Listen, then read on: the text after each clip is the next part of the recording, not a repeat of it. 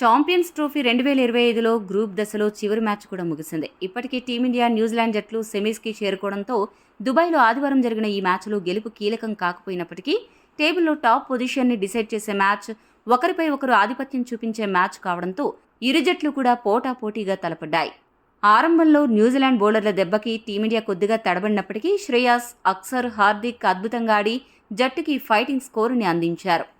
ఆ అనంతరం బౌలింగ్లో టీమిండియా స్పిన్నర్లు కివీస్ బ్యాటర్లకు చుక్కలు చూపించారు.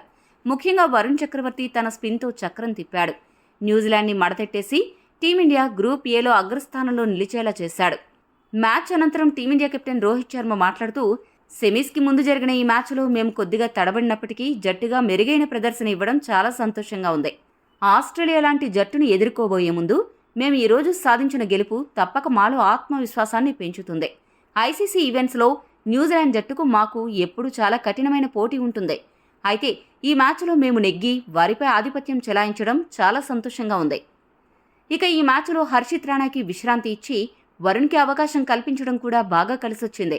మా స్పిన్నర్లు ఈ పిచ్పై అద్భుతాలు చేస్తున్నారు.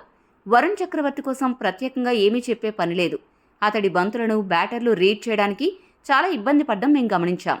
అందుకే ఈ మ్యాచ్కు ముందు అతన్ని ప్లేయింగ్ 11లో చేర్చాలని కోచ్ గంభీర్, జట్టు యాజమాన్యం అందరం కలిసి ఈ నిర్ణయం తీసుకున్నాం. అది మాకు బాగా కలిసొచ్చింది.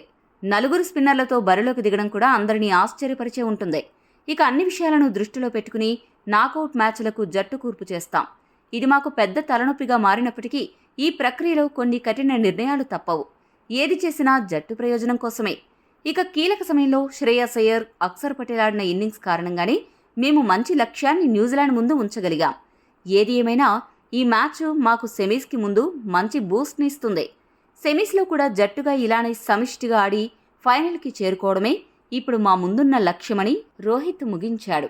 ఈ వీడియో మీకు నచ్చితే లైక్, షేర్, కామెంట్ చేయండి. మరిన్ని స్పోర్ట్స్ అప్డేట్స్ కోసం మా ఛానల్ను సబ్స్క్రైబ్ చేసుకోండి.